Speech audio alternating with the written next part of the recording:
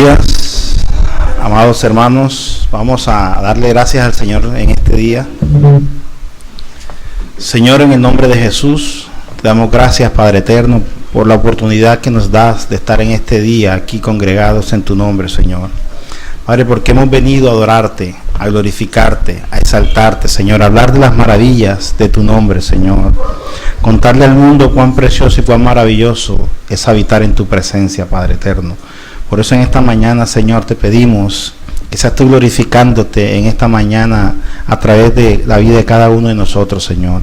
Padre, ayúdame a exponer esta enseñanza de una manera clara, precisa y concisa, para que tu nombre sea glorificado, Señor. Padre, quita de mí toda arrogancia y que sea tu Santo Espíritu guiándonos a toda verdad. Prepara nuestros corazones, no solamente para esta enseñanza, sino para el sermón del día de hoy, Padre, porque sabemos que será de gran bendición para nuestras almas, Señor. Padre, bendice a mis hermanos que están en este lugar y aún bendice a aquellos que por una u otra razón no han podido estar con nosotros en esta mañana. Seas tú ayudándolos en el lugar donde se encuentren, Señor. Una vez más, Señor, te pedimos que seas tú glorificándote a través de nosotros en esta hora. En el nombre de Jesús te damos gracias. Amén y amén. Amados hermanos, continuando con la serie de teonomía, en esta mañana vamos a ver lo que es la teonomía aplicada a la sociedad. La teonomía es un tema complejo y lo digo que es complejo porque si bien es cierto que la teonomía habla acerca de las leyes de Dios, es decir, teo Dios, nomos leyes, las leyes de Dios, y sabemos que como creyentes, cada uno de nosotros creemos lo que la Biblia establece y dice acerca de su palabra. También es cierto que no podemos tomar estas normas, traerlas y exponerlas de manera abrupta a nuestras vidas. Tenemos que ser equilibrados de acuerdo a como la palabra del Señor lo enseña. Esto sin el ánimo de llegarles al otro extremo de ser reconstruccionista, es decir, tratar de imponer a la fuerza lo que la Biblia dice, de ninguna manera. Si bien es cierto, nosotros nos manejamos en unas esferas, la Biblia nos enseña que cada una de esas esferas tiene un límite. Y dentro de ese límite quiero exponer en esta mañana cómo nosotros como creyentes podemos entonces tomar la teonomía y aplicarla a una sociedad sin llegar al extremo de ser violentistas. Ejemplo, el Islam es una religión que quiere imponer su religión a como dé lugar. Y muchas cosas hemos visto en la televisión, ataques terroristas y toda esta cuestión a causa de una religión, a causa de una fe. En el caso de nosotros los creyentes, como cristianos, lo que hacemos es predicar el Evangelio de Cristo, mostrar a Cristo, mostrar cuál es el pecado de la sociedad. Y una vez que la persona es confrontada con su pecado, el Espíritu Santo es quien obra en su vida para que él pueda llegar a los pies de Cristo. Ahora, cuando hablamos de teonomía, como les decía anteriormente, lo que estamos hablando es tomar las leyes que Dios había establecido para su pueblo y aplicarlas en nuestras vidas. Y al aplicarlas en nuestras vidas podemos impactar de manera positiva a toda la sociedad sin llegar a colocarlas de manera impositiva. En eso estamos claros, ¿correcto? Entonces quiero que me acompañen en sus Biblias al libro de Deuteronomio, capítulo 4, y vamos a estar leyendo del versículo 5 al versículo 8.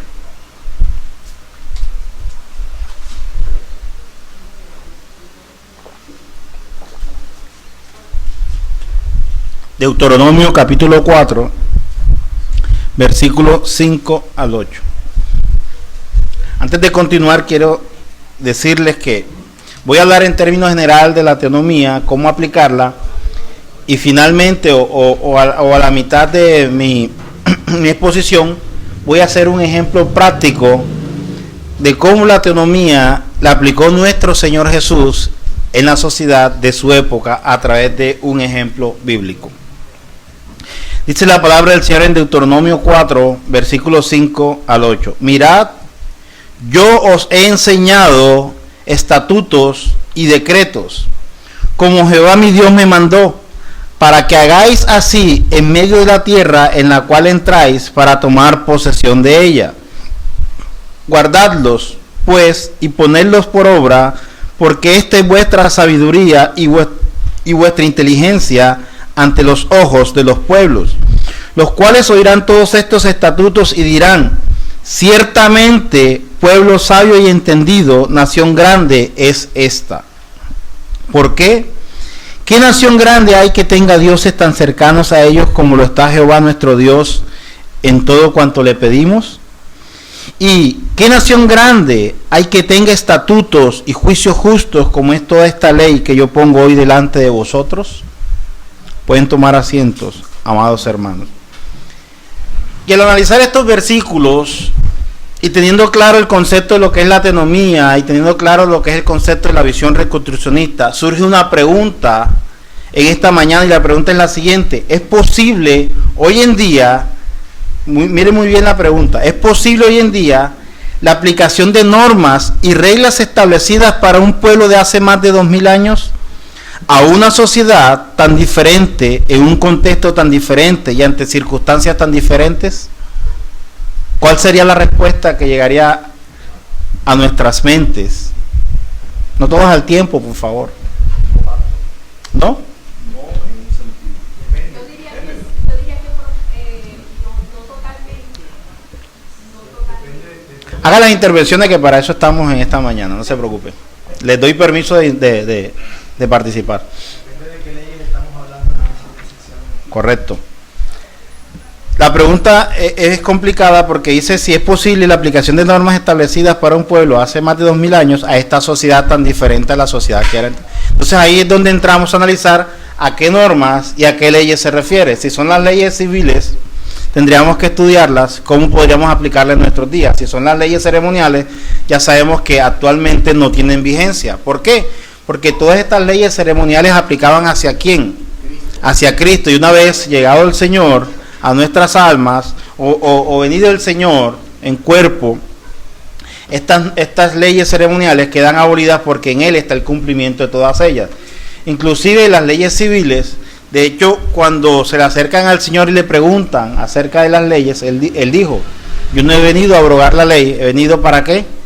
Para cumplirlas. Y es a través de Cristo que nosotros encontramos el cumplimiento de estas normas. Ahora, partiendo de este punto de vista, para una corriente evangélica, el asunto no reviste gran complejidad, porque ya que para ellos el acercamiento de la Biblia a la sociedad tiene como un propósito fundamental establecer deberes para todos los creyentes, es decir, para todas las personas que han creído en Cristo.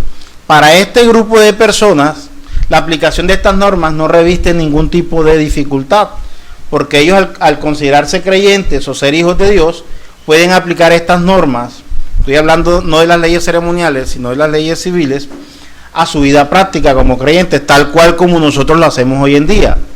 ¿O será que alguno de nosotros no guardamos u obedecemos el decálogo?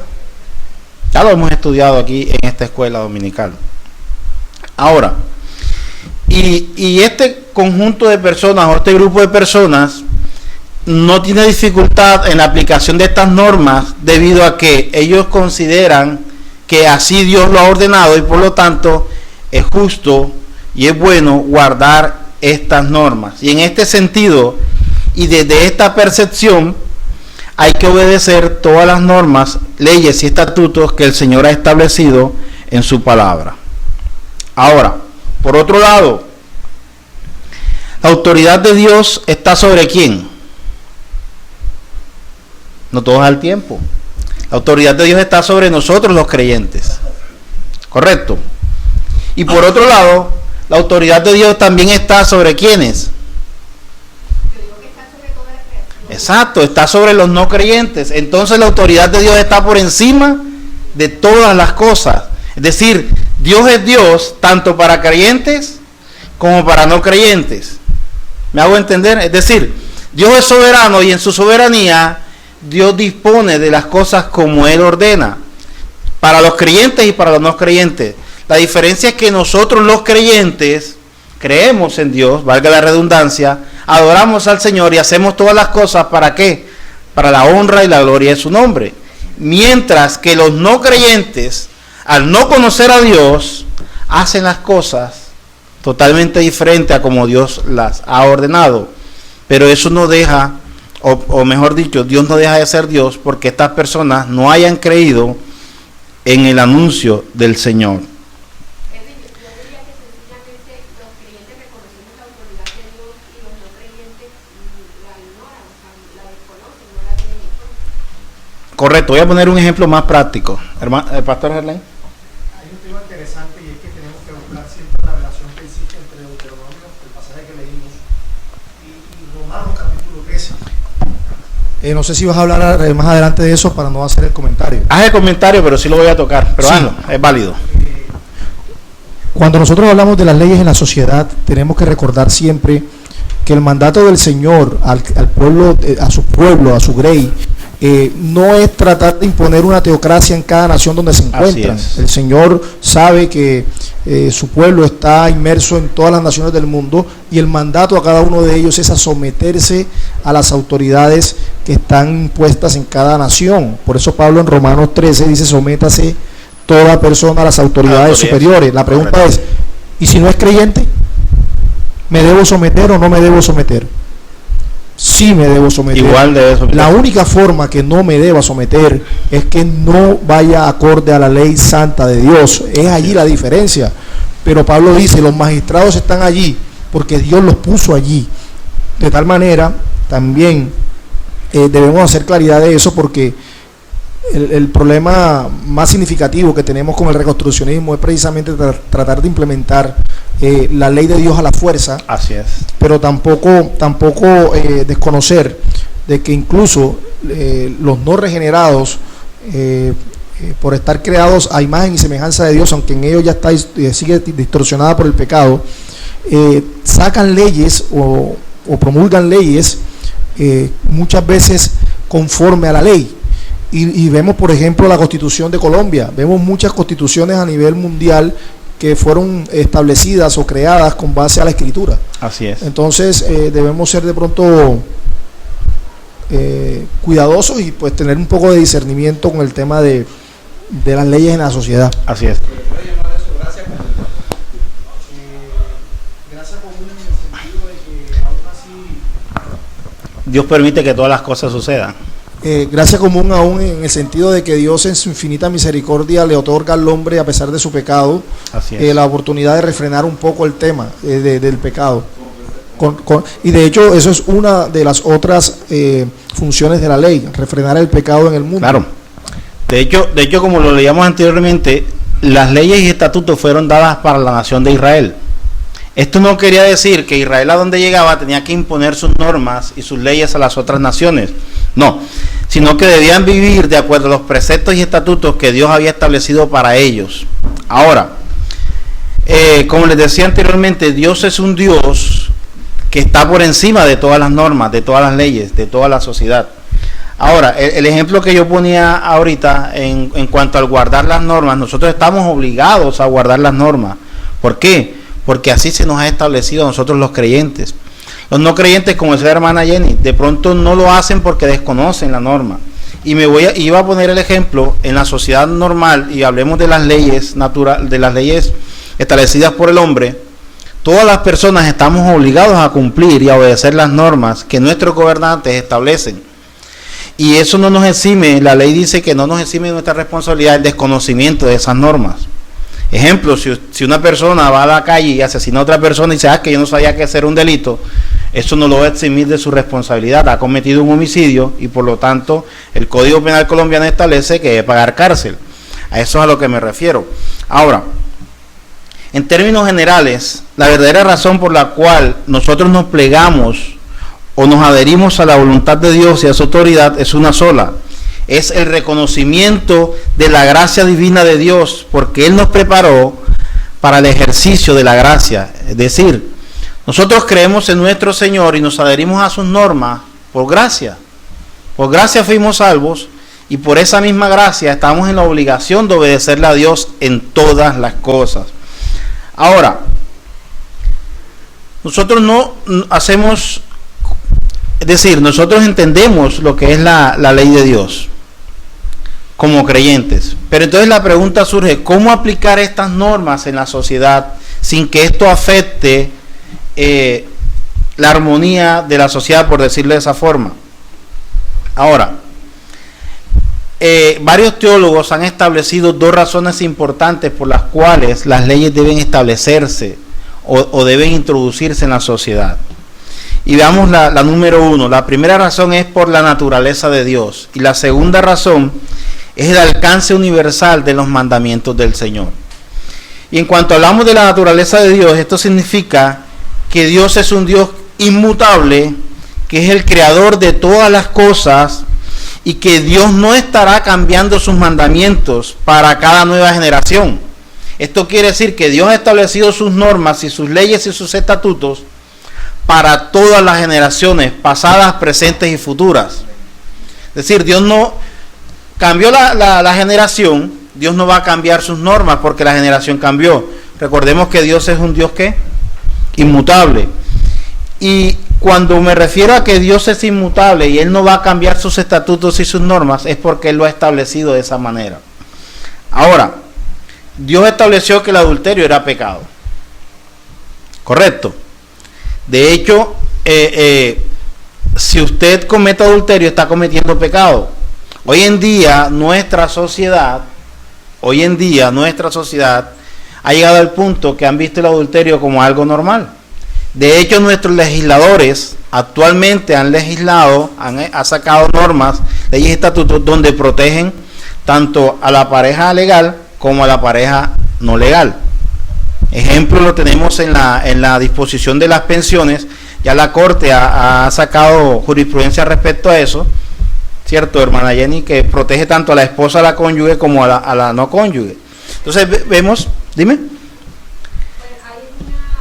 En casos especiales. No, o sea, no sé si llamarlo ambigüedad o llamarlo como, porque hay ese tipo de protecciones, pero al mismo tiempo se condena la bigamia. Sí, claro. Y de hecho me refiero, la bigamia se condena, ¿por qué? Porque sabemos que es pecado. Pero entonces permiten por otro lado. Pero por otro lado se permite. Entonces vemos cómo nuestra sociedad está corrompida, está corrupta a causa del pecado, pero también vemos cómo la gracia común de Dios actúa en ella y establece también normas y leyes y estatutos para salvaguardar esa gracia común. Ahora, desde este punto de vista y a partir del entendimiento de la naturaleza de Dios, entendiendo que Dios es un Dios inmutable y que Dios se revela desde la antigüedad hasta nuestros días y que su revelación es progresiva, consideramos entonces que la base de nuestro comportamiento es Dios quien nos ha creado y es su autoridad sobre nosotros.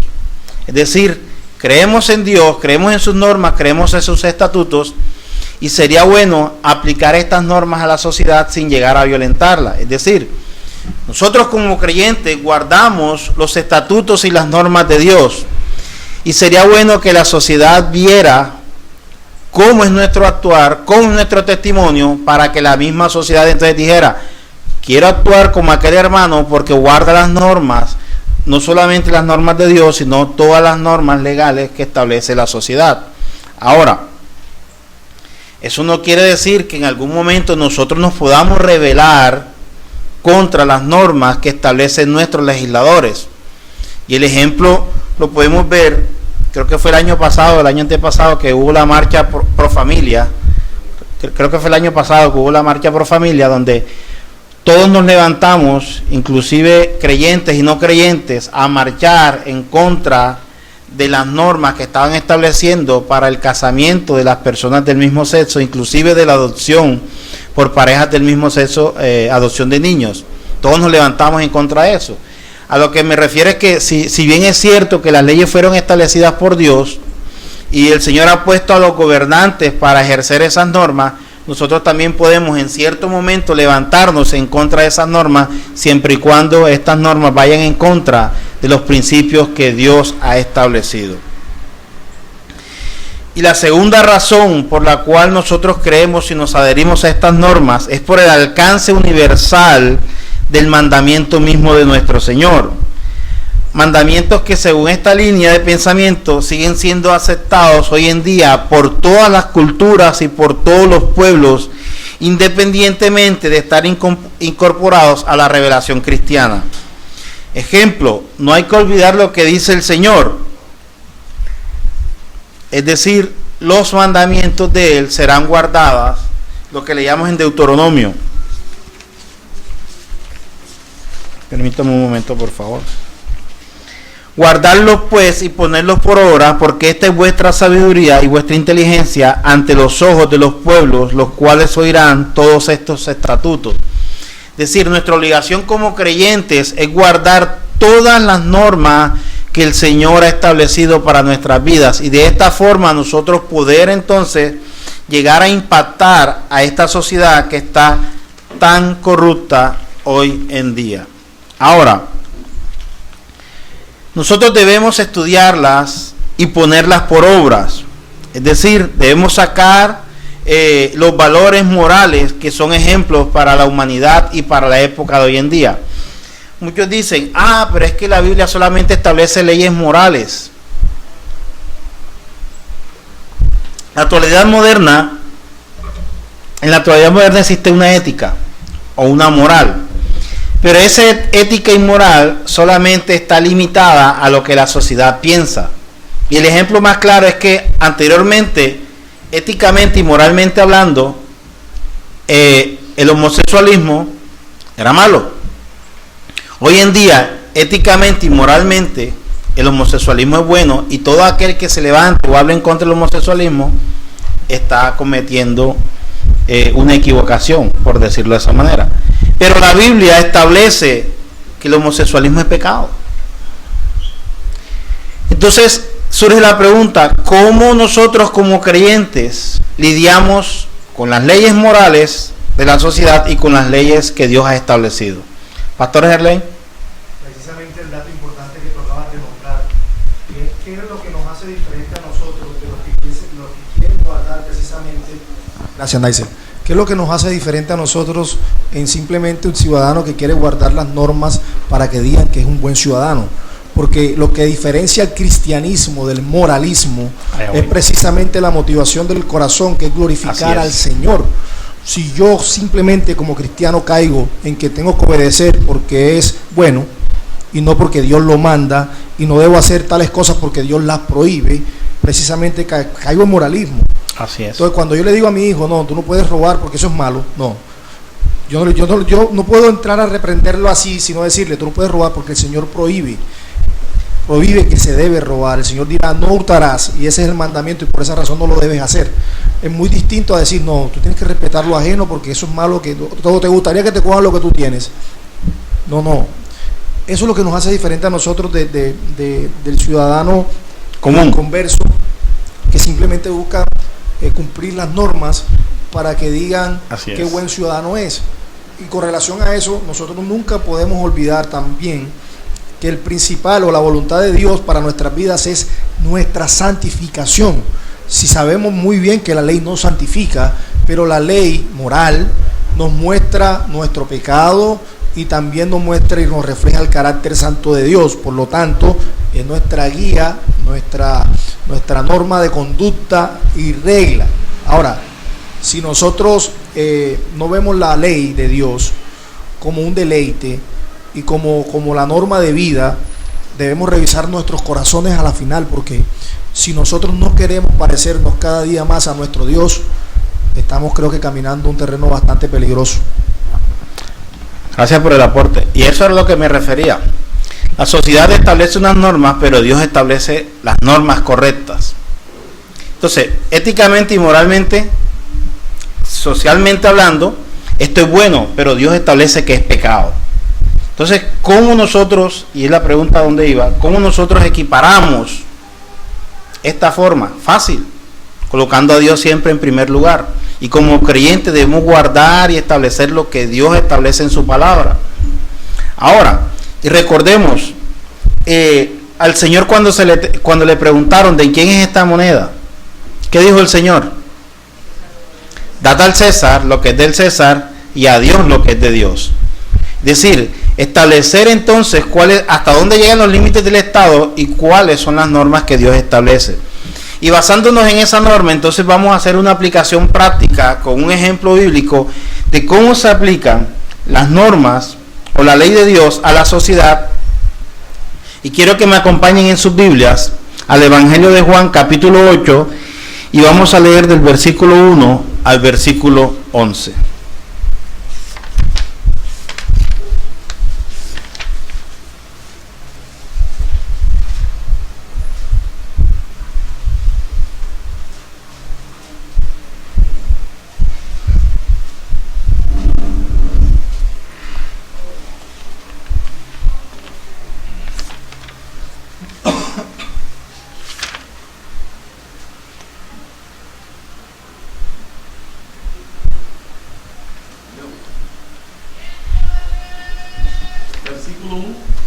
Al 11, por favor. Dice, y Jesús se fue al monte de los olivos, y por la mañana volvió al templo, y todo el pueblo vino a él, y sentado él les enseñaba. Entonces los escribas y los fariseos le trajeron una mujer sorprendida en adulterio, y poniéndola en medio le dijeron: Maestro, esta mujer ha sido sorprendida en el acto mismo de adulterio, y en la ley nos mandó Moisés apedrear a tales mujeres. Tú pues, ¿qué dices? Mas ellos decían tentándole para poder acusarle, pero Jesús, inclinado hacia el suelo, escribía en tierra con el dedo. Y como insistieran en preguntarle, se enderezó y les dijo: el que de vosotros esté sin pecado sea el primero en arrojar la piedra contra ella. E inclinándose de nuevo hacia el suelo, siguió escribiendo en tierra.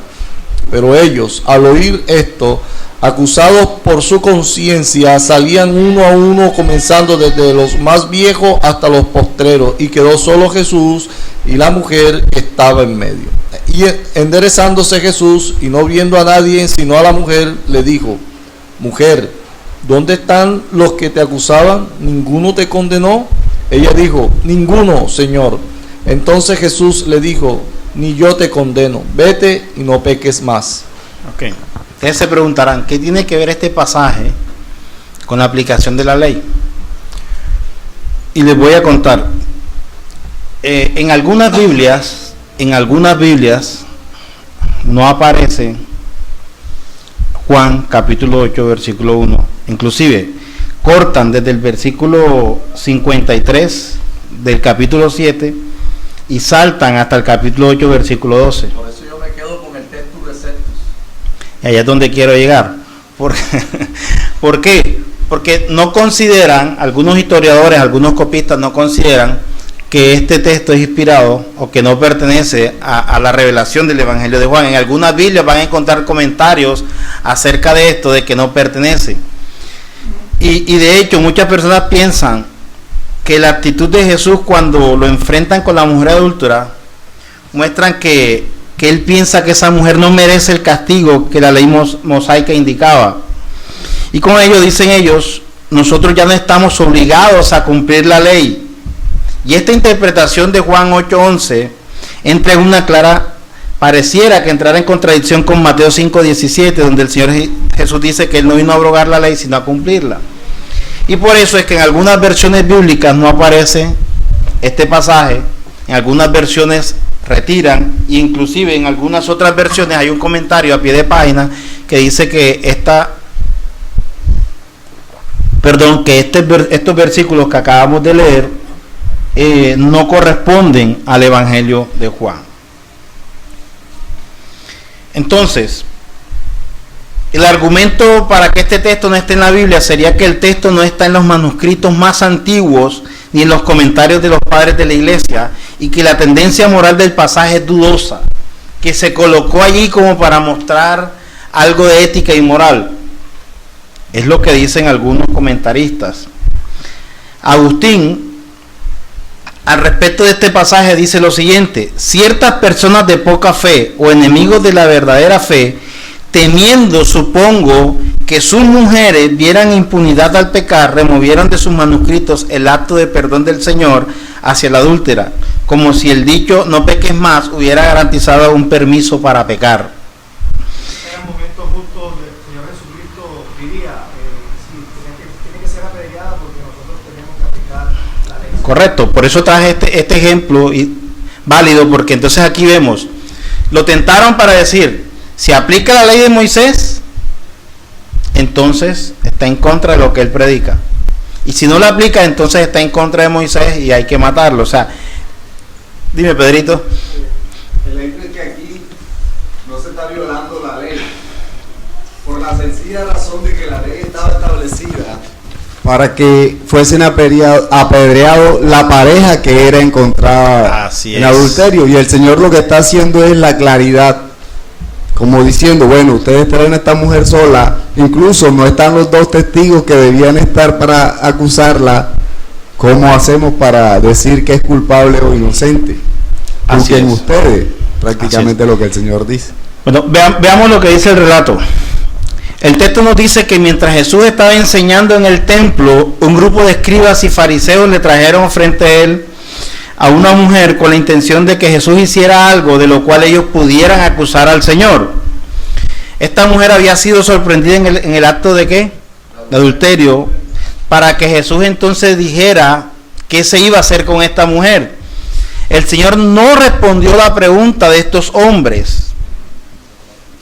Y los hombres volvieron a preguntarle, y ante esto Jesús dice lo siguiente: el que de vosotros esté sin pecado, sea el primero en arrojar la piedra contra ella.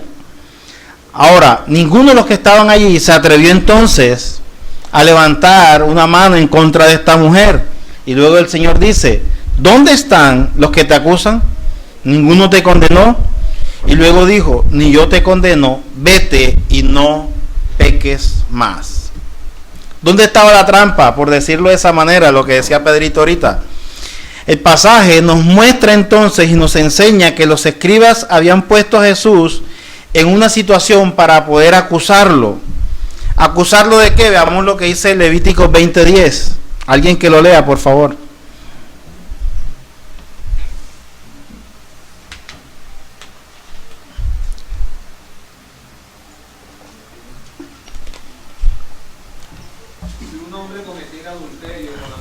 De su prójimo. Si un hombre cometiera adulterio con la mujer de su prójimo, el adúltero y la adúltera indefectiblemente serán muertos. Listo. Levítico 20:10 dice que el adúltero y la adúltera, es decir, ambos, como decía mi hermano Pedro ahorita. Pero los escribas y fariseos trajeron solamente ¿a quién? A la mujer. Ahora, si nuestro Señor hubiera dicho que la mataran, en ese momento entonces el Señor hubiera actuado en contra de la ley romana que decía que los judíos, y miren esto, ya estamos hablando de la ley romana, las leyes civiles. Si el Señor Jesús decía, esta mujer debe morir, entonces nuestro Señor estaba actuando en contra de la ley romana, como decir hoy en día, en contra de las leyes que por decirlo así, el Código Penal colombiano, que establece que ninguno debe matar. Entonces, los judíos no podían aplicar la pena de muerte, sino que debían actuar de acuerdo a como estaba establecido en la ley romana, o como en Juan 18, 28, 31. Cuando Pilato le pide a los fariseos que ellos mismos juzguen a Jesús, y él se lava las manos, ya conocemos la historia. Ahora, entonces, si el Señor hubiera dicho, esta mujer debe morir, estaba desobedeciendo entonces las leyes civiles y lo iban a acusar. Si él dice, esta mujer no debe morir, entonces le iban a decir, usted está desobedeciendo la ley de Moisés y por lo tanto usted también está cometiendo pecado.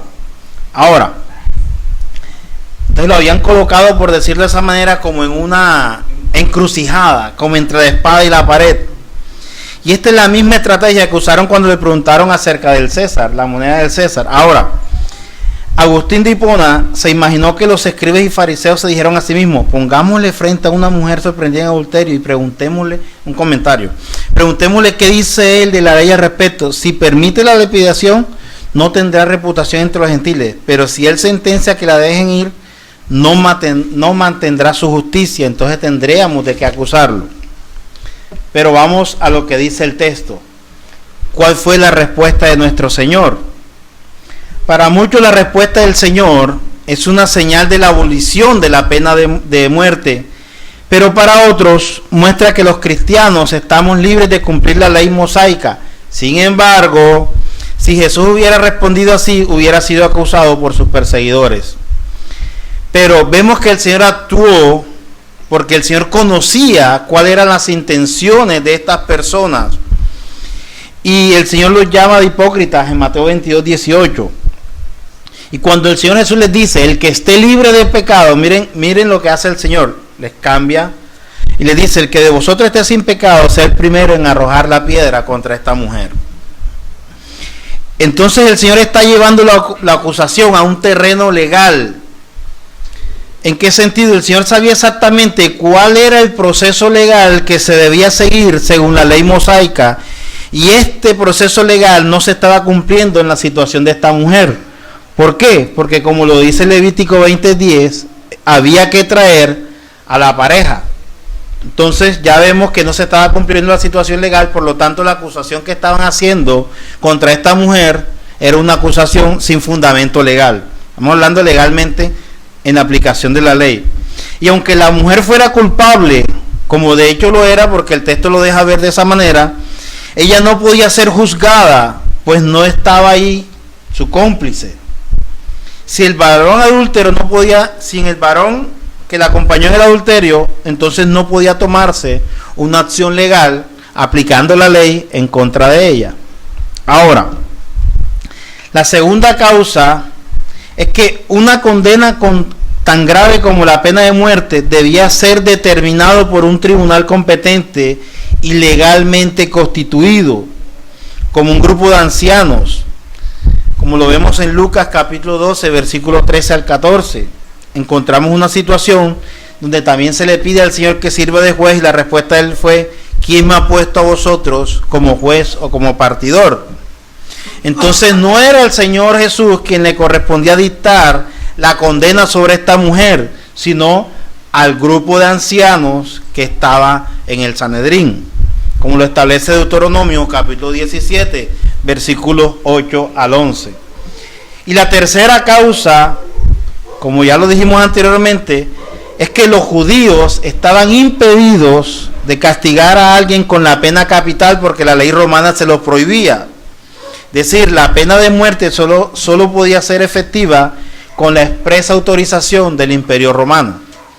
Entonces vemos que la respuesta de nuestro Señor, lejos de abrogar la ley, lo que hace es apuntar a la perfecta aplicación de la ley.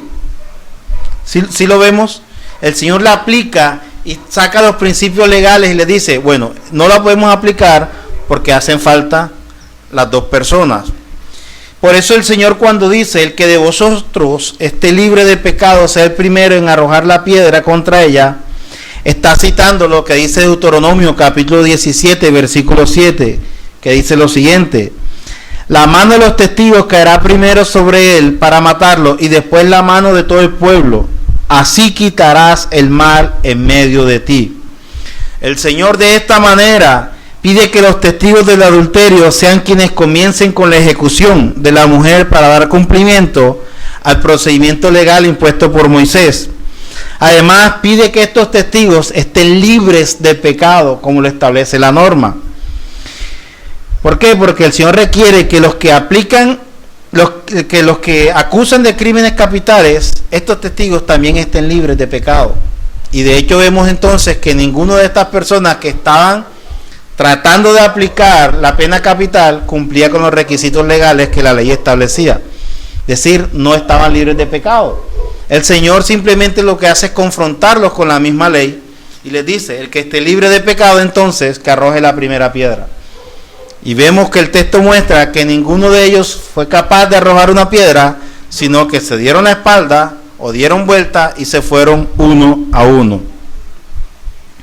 Entonces la actitud de los acusadores de la mujer es que se retiraron al escuchar las palabras de Jesús. Muestran que ellos no eran testigos del adulterio cometido por la mujer, y también muestran que ellos no eran inocentes porque también tenían pecados. Y como lo dice Pablo, la trampa que escribas y fariseos planearon para Jesús al final fue de perjuicio para ellos mismos, que uno a uno, desde el más joven hasta el más viejo, se retiraron delante del Señor. Ahora viene la segunda parte de la historia, donde el Señor Jesús le dice: no te condeno. Veámoslo Al verse Jesús solo con la mujer, le pregunta: ¿dónde están aquellos que te acusaban? Ninguno te condenó.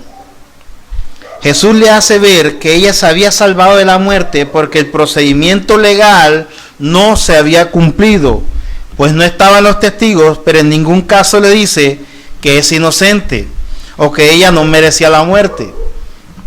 Esto es afirmado cuando Jesús le dice: vete y no peques más.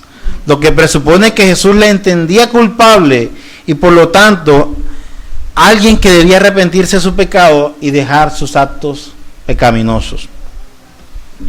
Y la última lección que podemos encontrar en este texto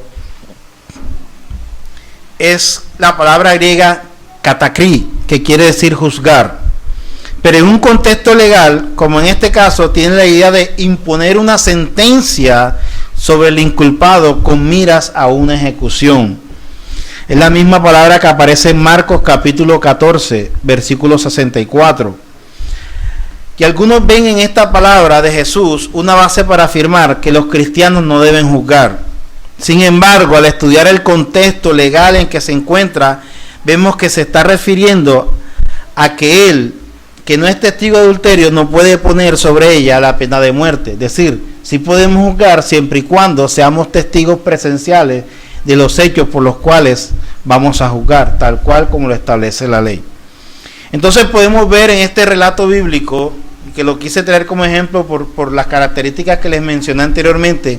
Primero, porque algunos eruditos de la Biblia consideran que no debe aparecer, inclusive en algunas Biblias no aparece. Es precisamente por esto, porque muestra la forma legal de cómo se debe aplicar la ley legalmente, siguiendo los preceptos, tanto lo que Dios establece como las leyes civiles establecen. Y este es el claro ejemplo de cómo se debe aplicar las leyes de Dios en la sociedad. Es decir, hoy en día, para que nosotros podamos aplicar las leyes de Dios, debemos entonces entender el contexto histórico de las leyes, el contexto legal de las leyes actuales y armonizarlas, de tal manera que ninguna se contraponga con la otra, pero teniendo en cuenta que la ley de Dios está por encima de todas las normas, leyes y estatutos legales establecidos por nuestra sociedad. En conclusión, podemos decir entonces que al analizar el contexto histórico, el uso que el Señor Jesús hace de la ley y el significado de las palabras claves de este pasaje en su contexto técnico legal, podemos afirmar que este pasaje no contradice nada a la ley. Por lo tanto, tampoco contradice el principio de Mateo 5:17. Jesús no vino a abrogar la ley en ningún punto de la ley, sino que vino a vivirla y a cumplirla. Y el Señor muestra su profundo conocimiento y apego a la ley mosaica como la norma por la cual el hombre debe regir su vida y hacer punible el pecado. El Señor afirma la aplicabilidad de la pena de muerte como la justa retribución de la transgresión de la ley. Y en el texto de Juan capítulo 8, versículo 1 al 11, no hay apoyo para el antinomianismo, ni para quienes presentan una ética situacional. La ética situacional quiere decir es que de acuerdo a la situación aplico la norma y la ley. No, la ley de Dios, amados hermanos, es la base para toda conducta humana. Y la transgresión de esta ley siempre será llamada y denominada pecado. Tengamos esto en mente. La transgresión de la ley de Dios siempre se llamará pecado. Si la ley establece la ley de Dios establece que esto es pecado, pero la ley moral y social establece que no, debemos entonces cumplir la ley de Dios. ¿Estamos de acuerdo? Oremos. ¿O hay alguna pregunta, algún aporte antes de orar? Hermano Suri, hermana Jenny, hermano Juan, ninguno, pastor Gerley, ¿un aporte? Bueno, oremos. Señor, en el nombre de Jesús, te damos gracias, Dios amado, porque tú eres bueno y porque para siempre es tu misericordia, Señor. Gracias por ayudarnos a entender que hoy en día aún tus estatutos están vigentes como norma o conducta de norma para nosotros los creyentes, Señor. Ayúdanos, Señor, a caminar cada día en ti, Señor, conociendo que tú eres santo y que para siempre es tu misericordia, Padre amado.